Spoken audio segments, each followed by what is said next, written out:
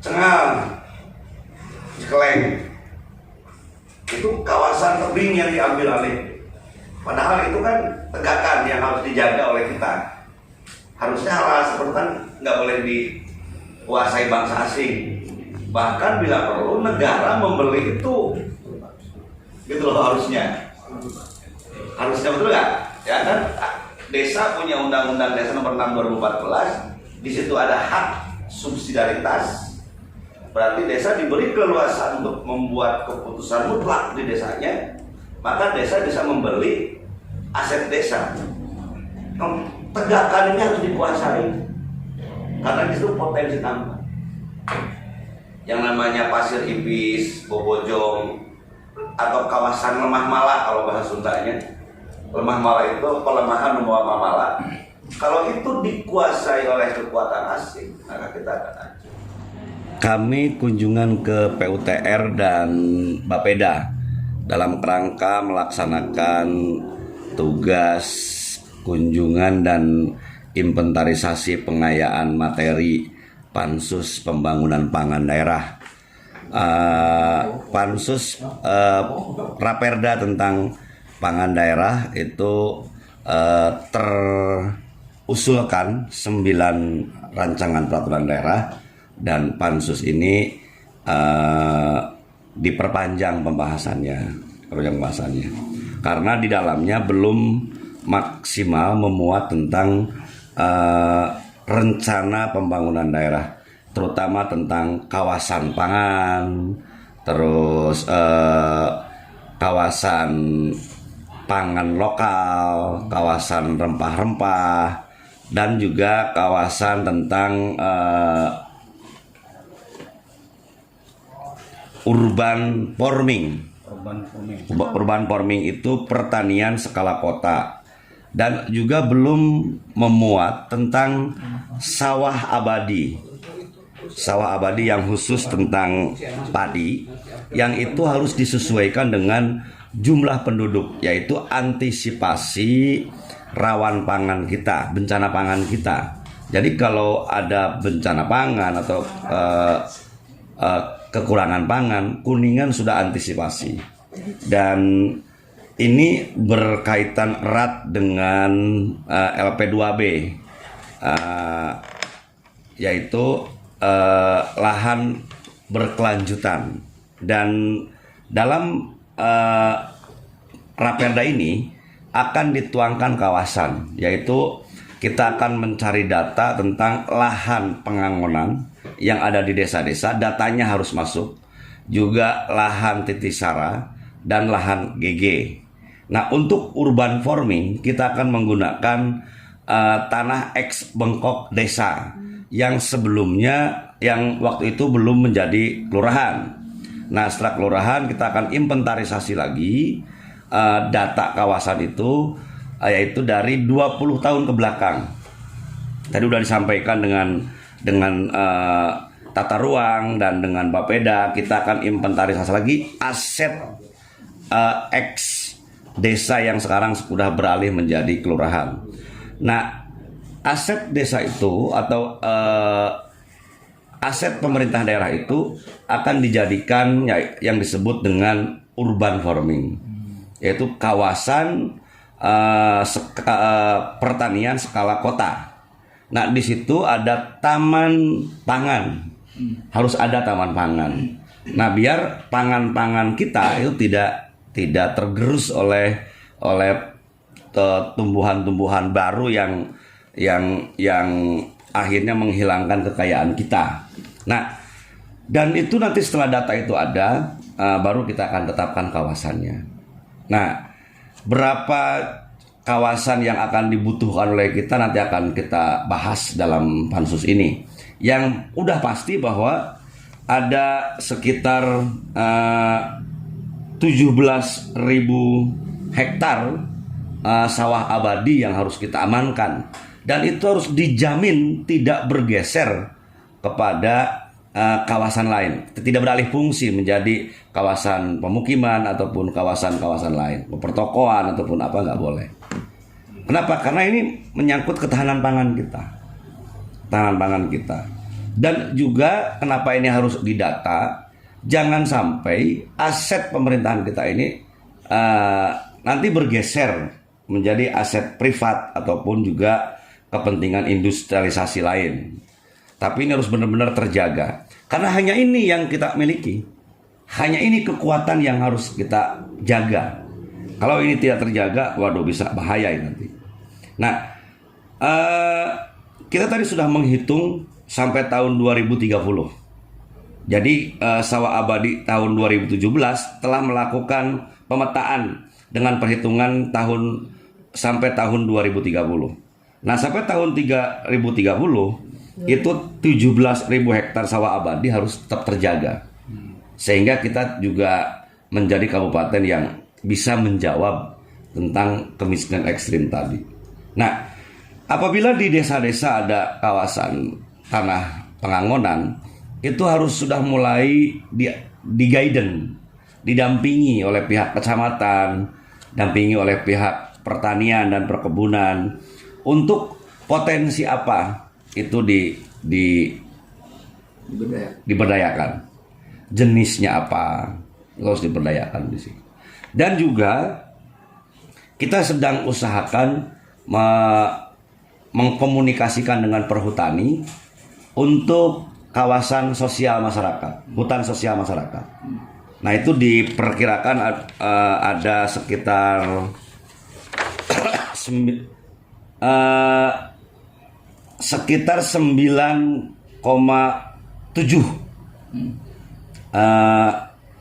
lahan hutan yang harus kita coba bangun di situ, komunikasikan. Nah, ini cukup luar biasa ini, kan gitu. Nah, itu bisa per orang 4 hektar, bahkan sekarang bisa 5 hektar. Nah, bayangkan kalau seandainya ini ada 200 atau 300 kakak yang mengusulkan kawasan hutan sosial masyarakat ini, berarti pangan kita akan berlimpah. Produksi pangan kita akan berlimpah. Nah, sehingga miskin ekstrim bisa tertanggulangi. Saya yakin.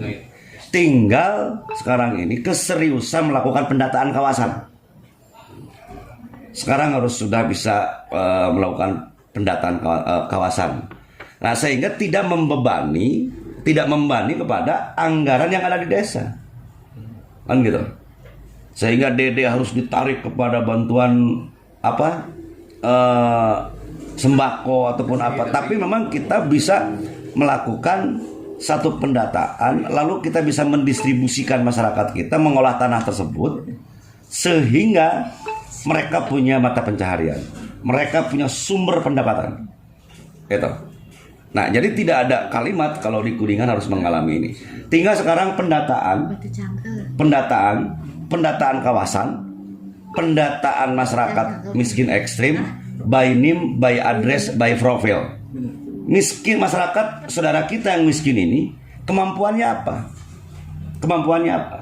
Nah, berapa masyarakat miskin kita yang kemampuannya yang bermata pencaharian petani?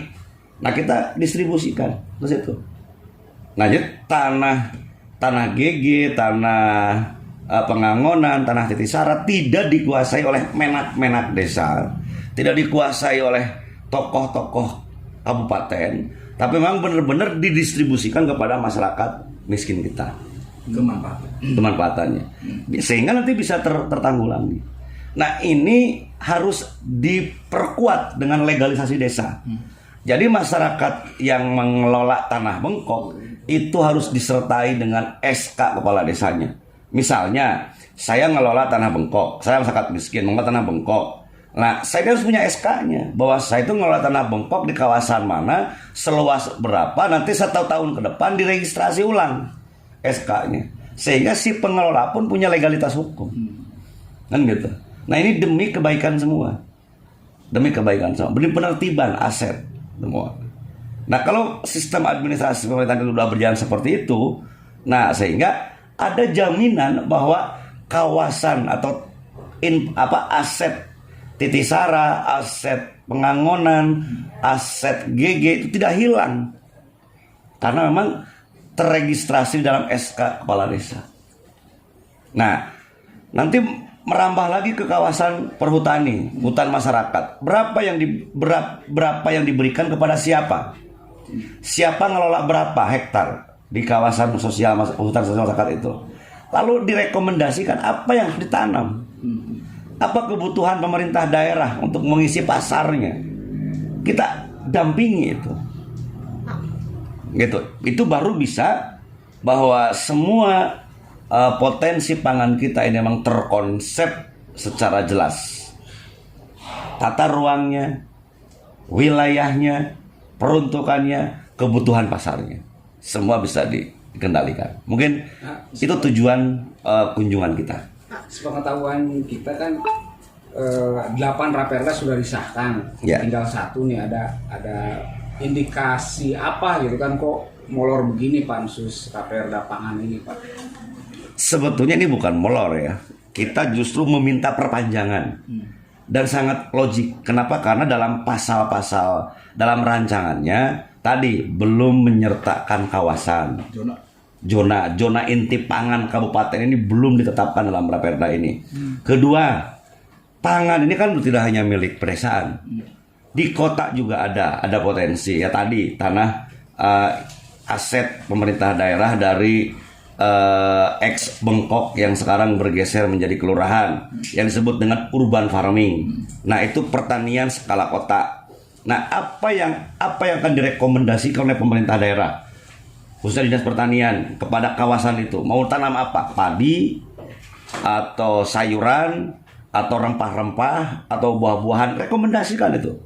Lalu siapa yang akan mengelola itu? Kerjasama dengan siapa? Otomatis harus dengan petani, kan gitu. Jangan diserahkan lagi kepada pemilik modal. Orang punya duit, lakukan kontrak mengelola tanah itu, lalu menciptakan buruh tani baru. Nggak begitu. Jadi langsung pemerintah dengan petani, dibikin MOU di situ. Nah, sehingga ini benar-benar sentuhannya langsung kepada pelaku. Nah, jangan sampai nanti ini ada lahan sekian hektar, cari pemilik modal, nah direkomendasikan nanam jahe atau nanam jagung atau nanam hiris atau palawija lain, lalu diserahkan kepada pihak ketiga nyari lagi petani. Ya nggak boleh begitu dong. Harus dengan tani. Satu orang berkemampuan berapa tumbak? Hanya berkemampuan 50 tumbak, ya 50 tumbak. Kawal, dampingi oleh para penyuluh pertanian. Sehingga kawasan itu benar-benar memenuhi kebutuhan pasar yang diproduksi oleh petani kita. Pak, kira-kira jangka waktu untuk pansus ini berapa lama? Ya, sampai selesai. Saya berharap Desember ini bisa selesai. Datanya bisa tersounding. Minimal data kecamatan. Di kecamatan A, di kecamatan Kuningan, misalnya tahun Kuningan, ada berapa kawasan tanah yang dulu jadi asetnya sekarang menjadi aset kabupaten untuk program urban farming tadi. Lalu rekomendasikan apa jenisnya, lalu kerjasamakan dengan petani. Lalu sawah abadi akan menggunakan ex Bengkok sebagai peta LP2B. Pihak kecamatan itu benar-benar sudah menginventarisasi. Misalnya kecamatan Kadu Gede, berapa tanah sawah yang ada di Kadu Gede yang menjadi Bengkok Desa, berapa kawasan kebun yang menjadi Bengkok Desa, berapa kawasan hutan yang menjadi Bengkok Desa. Itu direkomendasikan. Hutan ditanami apa, buah-buahan apa, kan gitu. Kebun ditanami apa, sawah dijelas oleh padi. Contoh Cikondang, Hantara, disuruh tanam padi, ya repot, kan gitu. Nah, tapi di situ direkomendasikan nanam jeruk, nanam mangga, nanam manggis. Nah, nanti penjualan jeruk, penjualan mangga, manggis ini bisa beli padi. Nah, sehingga pasar kita benar-benar diisi oleh hasil produksi pertanian dari kita dan beragam. Dan di kita nggak perlu takut jeruknya tidak berkualitas. Jangan takut buah naganya tidak berkualitas. Jangan takut manggisnya, alpukatnya nggak berkualitas. Jangan takut pisangnya tidak berkualitas. Di Kuningan apabila diolah akan berkualitas. Contoh,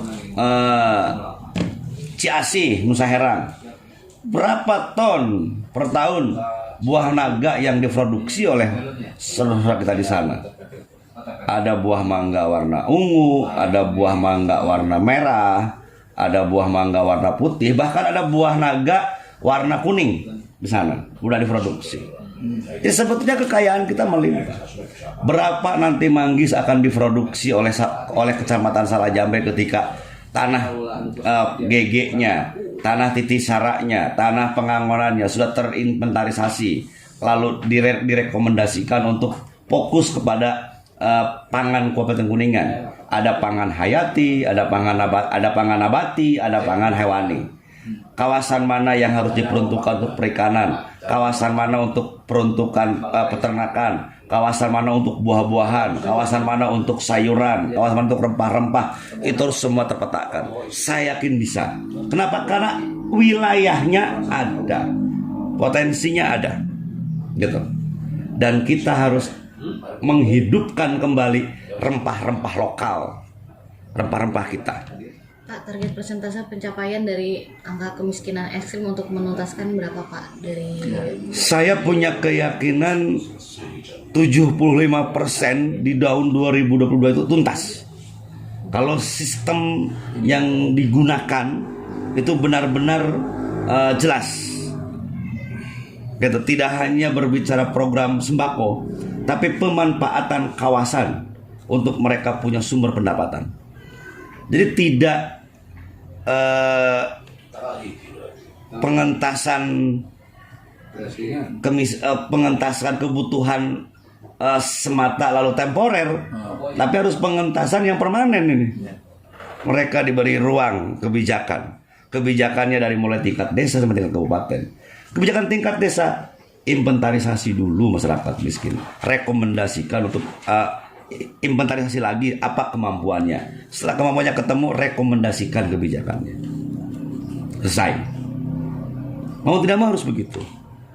Nah, daripada kita harus menekan APBDes supaya APBDes mengalokasikan membuat penanggulangan masyarakat miskin ekstrim dengan sembako, BLT, segala kayak gitu.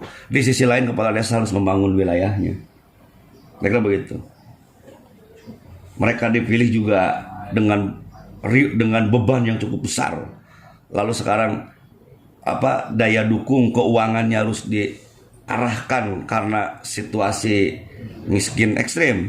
Tapi memang kita harus rekomendasikan sesuai dengan kemampuan itu. Ajak bicara kepala desa, ajak bicara Pak Camat, inventarisasi masyarakat miskin kita, by name, by address, by profile. Setelah ketemu, rekomendasikan sesuai dengan kemampuan yang dia miliki. Tata pemerintahan kecamatan atau jadi apa di kes apa ya Pak? Apa namanya? Ekbang gitu. Kalau kasih ekbang, ketika penataan wilayah di desa, dia tidak punya basic keilmuannya. Akhirnya membiarkan begitu saja, tidak pernah ada guidance. Nah, ini yang kita ingin coba paksa melalui perda ini Pak. Ini harus dipaksa kayaknya. Kalau nggak dipaksa, mengalir begini saja nanti nggak ada perubahan. Kira-kira begitu Pak Kabidjan. Nggak salah kan cara berpikir kita kan gitu. Toh juga kita lakukan untuk kepentingan masyarakat kan gitu. Karena pemerintah juga harus menjadi sumber informasi dan sumber disiplin keilmuan bagi masyarakat. Kira-kira begitu. Itu Om. Pengen Desember ini selesai perda ini, cuman ya kita akan memaksa Pak Apep, Pak Jajang, Pak Hadi dan rekan-rekan semua bagaimana bantu kita untuk setidak-tidaknya ada angka minimal yang akan ditetapkan menjadi kawasan sawah abadi, terus juga urban farming, terus juga kawasan pangan buah-buahan, juga ada kawasan pangan lokal yaitu rempah-rempah, gitu. Atau kita data sementara yang ada kita petakan di situ. Kayaknya ini top Pak, membantu pemerintah daerah dalam pengentasan miskin ekstrim. Kayaknya ini Ini juga baru kayaknya kepastiannya kan nanti di kiat atau di etos kerja masyarakat sendiri. Yang didampingi pemerintah pasti harus dampingi pemerintah. Kalau tidak didampingi masyarakat bekerja sendiri mampu, karena tidak ada dinas pertanian pun masyarakat bertani, tidak ada dinas perdagangan pun masyarakat berdagang sebetulnya ya. Maka kenapa negara mengadakan itu untuk mengguide, untuk mengajak bersama-sama dengan rakyat bekerja sama. Kira-kira begitu. Sedikit Pak menambahkan. Bismillahirrahmanirrahim. Assalamualaikum warahmatullahi wabarakatuh. Dari awal pembahasan sepertinya sudah mulai mengkerucut dan kemudian ada klop data-data terkait sebaran-sebaran titik-titik pangan di Kabupaten Kuningan. Hanya hasil kemarin ketika kita dari mulai hari Selasa sampai dengan sekarang hari Senin, kita tiap hari, hanya kemarin saja hari Minggu kita libur, bahkan kita hari Sabtu tetap ke lapangan bertemu dengan masyarakat bahwa bagaimana kemudian kita ingin tahu lokasi-lokasi yang sudah zona-zona lokasi pangan yang sudah tersebar di Kabupaten Kuningan. Ada zona lokasi pangan, ada zona produksi pangan lokal, dan ada kemudian juga zona holti ya Pak, buah-buahan seperti di mana. Hanya saja ketika kami melihat ke lapangan, banyak hal-hal yang kemudian belum ada dukungan yang sangat kuat dari pemerintah, belum ada dukungan yang sangat baik dari pemerintah terkait dengan infrastruktur, terutama infrastruktur. Nah, bagaimana kemudian di desa Sembawa itu ada 96 hektar. Ada 96 hektar itu tanaman ubi jalar, ubi ungu. Dan itu luar biasa, malah mereka sudah ada off-takernya Pak. Jadi hasil ubi ungunya sudah ada off-takernya. Kemudian saja belum ada dukungan dari pemerintah ketika kemudian mereka harus diminta sudah tanda tangan kontrak terkait dengan tepung ubi. Dan tepung ubi ungu itu bukan ubi yang bagusnya, karena yang bagusnya sudah diambil off-taker, sedangkan yang TO-nya itu dibuatkan tepung dan ternyata bagus juga Pak. Nah, itu belum ada dukungan, sehingga sekarang mereka belum bisa kemudian memenuhi permintaan dari PT Japa yang nanti diekspor ke Korea. Ini juga harus jadi pemeliharaan kita, karena ini saya kira daya dukungnya sudah bagus. Dan itu baru desa Sembawa aja Pak, 96 hektar. Mereka membawahi hampir 15 kelompok juga. 15 kelompok produksi ubi juga. Nah, saya kira, dan ketika kemudian kita lebih ke arah selatan, kita ke selatan, ke Paniis, desa Paniis, utara ke desa Paniis. Ternyata di Paniis itu sekarang ada tanah bengkok desa tadi Pak, tanah bengkok desa yang sekarang sedang dicoba sebuah teknologi, namanya teknologi IP4, di mana lahan sawah bagaimana yang tadinya berproduksi dari 1 menjadi 2 kali panen, yang 2 menjadi 3, yang 3 menjadi 4. Dan sekarang ternyata mereka sudah berhasil Pak. Dari yang biasa 3 kali, sekarang sudah berproduksi 4. Dan itu baru dicoba Pak di desa Paniis, hampir jumlahnya sekitar 25 hektar. Nah, ini ternyata ini menarik semua masyarakat ingin kemudian mencoba hal seperti itu. Hanya kemudian yang jadi masalah adalah tadi Pak, pembangunan infrastruktur. Kalau ternyata kawasan di situ yang jumlahnya hampir 167 hektar dan kemudian menggunakan teknologi IP4, yang dibutuhkan adalah aliran-aliran yang lebih banyak. Sementara di situ ada pipa-pipa PDAM Pak. Airnya sudah dijual ke Cirebon. Nah, ini saya kira daya dukungnya kita juga.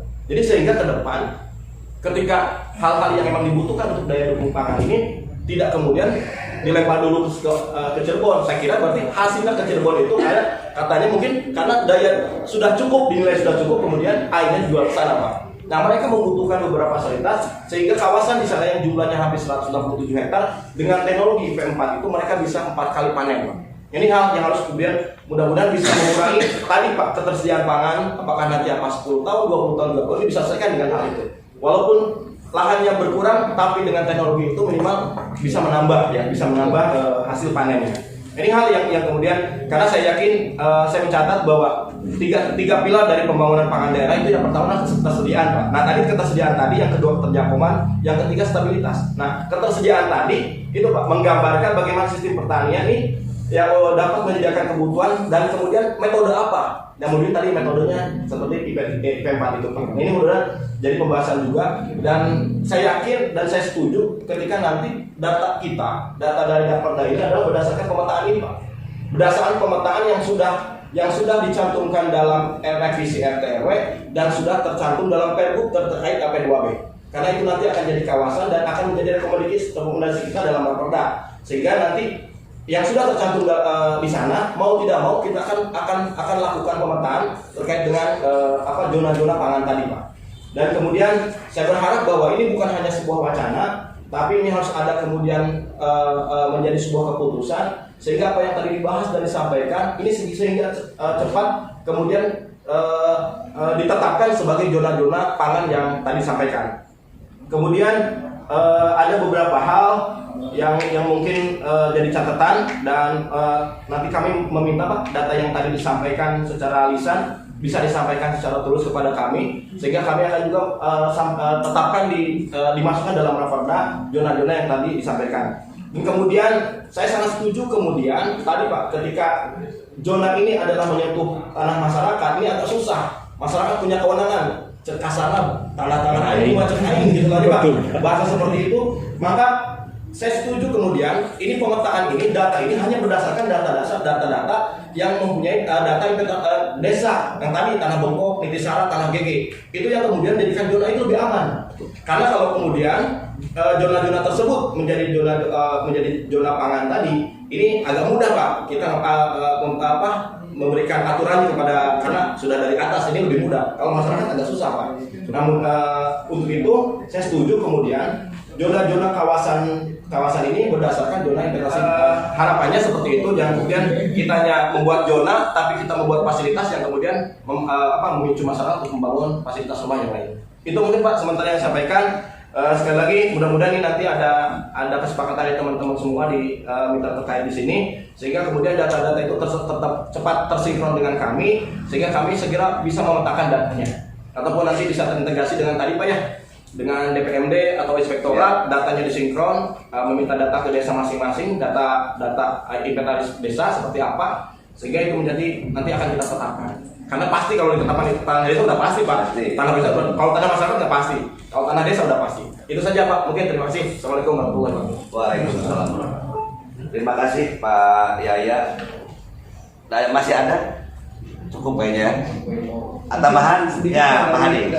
Saya Pak terkait dengan pemetaan mungkin paling memang kita satuan terkecilnya kecamatan ya. Karena kita ketahui bahwa kita belum punya data spasial batas desa yang Oh iya. Jadi mungkin mohon dukungan juga dorongan dari